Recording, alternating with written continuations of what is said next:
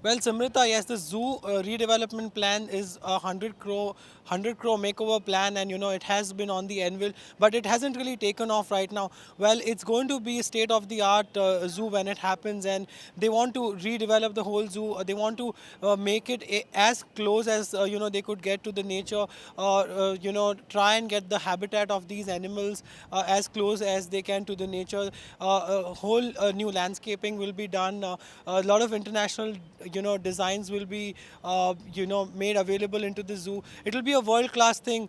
But yes, that really does not have too much bearing on this visit, though, because these corporators, they really do not also know, because when I was talking to them, the sense that I got was that most of them had not even really visited the zoo. They don't know what is really ailing the zoo right now. So how would they know really how to help the cause of the zoo right now?